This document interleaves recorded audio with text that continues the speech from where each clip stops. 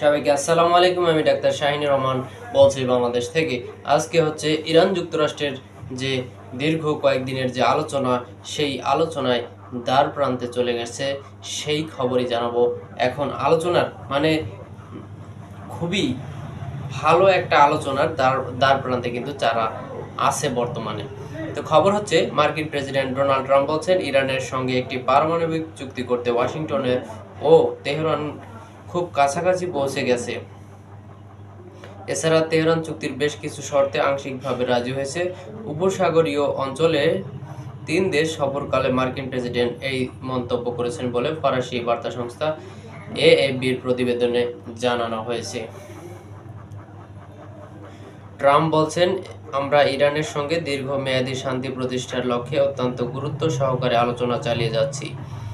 তিনি বলেন, আমরা এমন একটি চুক্তির দিকে এগোচ্ছি যেখানে আমরা হয়তো শক্তি প্রয়োগ করতে হবে না। আর এই চুক্তি পেছানোর দুটি পথ আছে, একটি খুব সুন্দর পদক্ষেপ আর একটি সহিংস উপায়।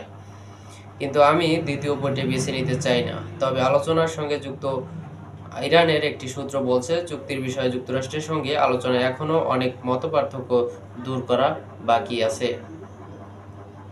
এদিকে ওয়াশিংটন তেহরান চুক্তির সম্ভাবনা ঘিরে বৃহস্পতিবার বিশ্ববাজারে তেলের দাম প্রায় $2 কমে গেছে। কারণ ব্যাপক বৈরী এই দুই দেশের মাঝে চুক্তি হলে শেষ পর্যন্ত ইরানের ওপর আরোপিত বিভিন্ন ধরনের নিষেধাজ্ঞা প্রত্যাহার করে নেওয়া হতে পারে বলে ধারণা করা হচ্ছে। এর আগে রোববার ইরান ও যুক্তরাষ্ট্রের মধ্যে পারমাণবিক ইস্যুতে ওমানে 4th দফার আলোচনা অনুষ্ঠিত হয়েছে। এই বৈঠকে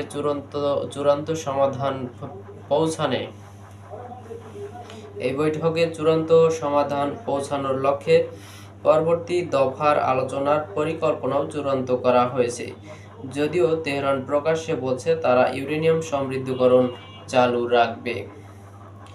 মার্কিন সংবাদ মাধ্যম এক্সিওসকে দেওয়া এক সাক্ষাৎকারকে মার্কিন একজন কর্মকর্তা ও অপর দুটি সূত্র বলছে, রোববারের আলোচনায় ইরানকে একটি চুক্তি প্রস্তাব দিয়েছে যুক্তরাষ্ট্র।